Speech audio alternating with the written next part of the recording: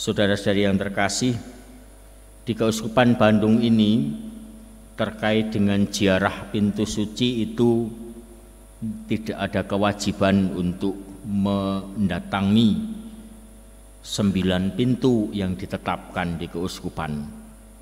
Artinya salah satu saja cukup.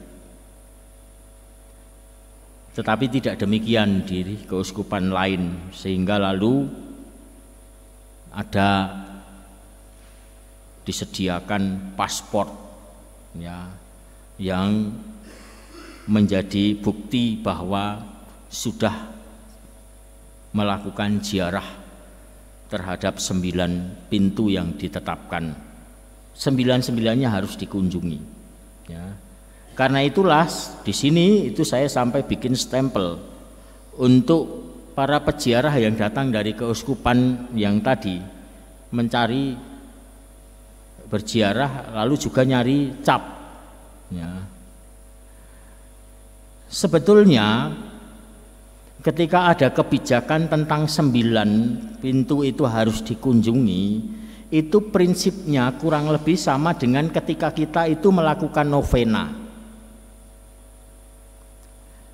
Jadi bagaimana itu dijalani dengan sungguh-sungguh, lalu 9 itu mau menegaskan ini menunjukkan suatu komitmen nyata di dalam diri.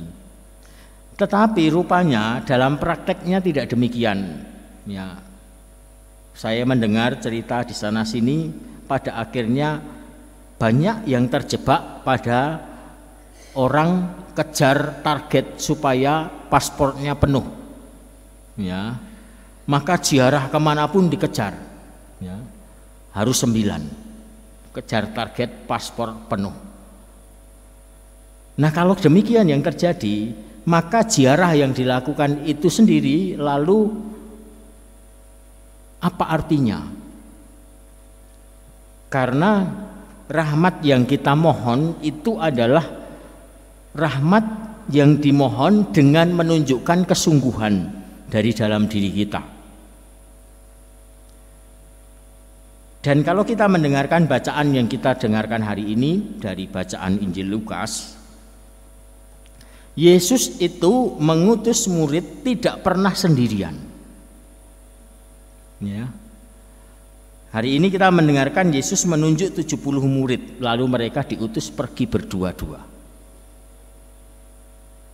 Jadi tugas perutusan Kristiani itu adalah tugas perutusan yang mengundang orang untuk menjalankan itu bukan sebagai sebuah langkah pribadi untuk mencari kesalehan rohani pribadi, tetapi itu tadi salah satu poin tentang makna pintu yang saya sampaikan dalam katekese. Pintu suci itu mengingatkan kita akan hakikat kita sebagai sebuah komunitas, makna komunal. Ketika orang jatuh pada sekedar mencapai target seluruh paspor itu lengkap dengan stempel, maka saya bisa agak yakin bahwa lalu peziarahan yang dilakukan itu rupanya lebih dimaknai sebagai pencapaian personal. Lalu terjadi yang namanya saling pamer ya, diupload di IG, di TikTok ya. Mana yang sudah lebih banyak. Kalau demikian, lalu hal yang lebih penting justru seringkali dilupakan. Maka itu tadi, seringkali justru hanya mencari target itu terpenuhi, tetapi hal-hal lain yang sebetulnya diminta bagi kita untuk dipenuhi ketika kita melakukan ziarah pintu suci itu terabaikan.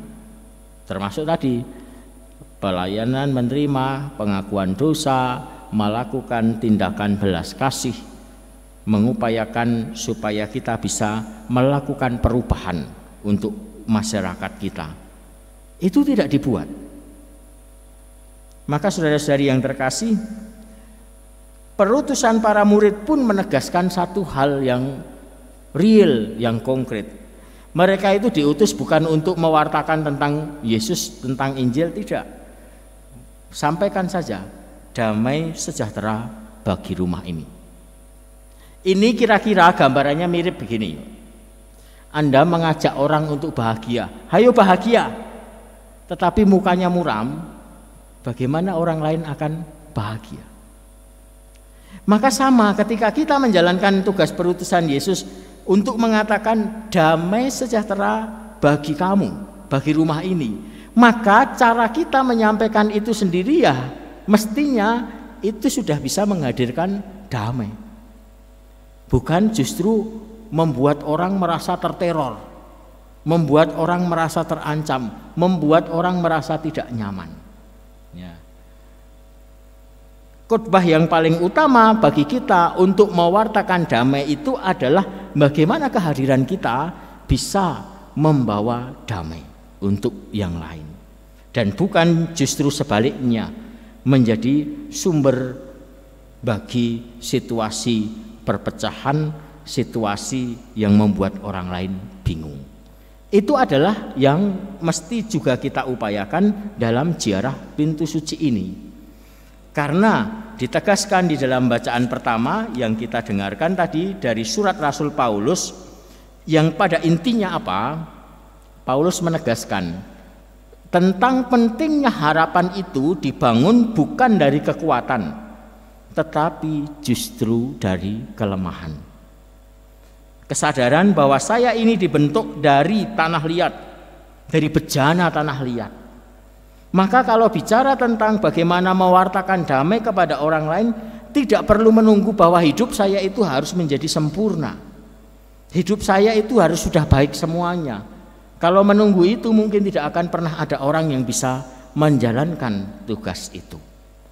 Maka mari kita mohon rahmat supaya di tengah-tengah kerapuhan kita, di tengah-tengah keterbatasan kita, karena yakin bahwa kerahiman Tuhan itu jauh lebih besar, itulah yang menumbuhkan harapan bagi kita. Bahkan Tuhan bisa menggunakan kelemahan kita, bisa memakai kerapuhan kita untuk membawa orang lain dalam damai. Itu mungkin terjadi kalau apa? Kita menempatkan diri kita sebagai bagian dari persekutuan komunal. Tidak mungkin terjadi kalau apa? Kalau kita memaknai peziaran kita, laku rohani kita, dan juga bahkan karya amal kita itu sebagai proyek pencapaian pribadi. Bahkan yang tampaknya komunal pun itu bisa menjadi tetap seolah-olah lalu menjadi pribadi. Contoh sederhana ini di lingkungan ini kan di paroki ini belum ada gerakan yang mau ziarah kemana ya. Sudah ada yang dalam waktu dekat itu lingkungan Antonius.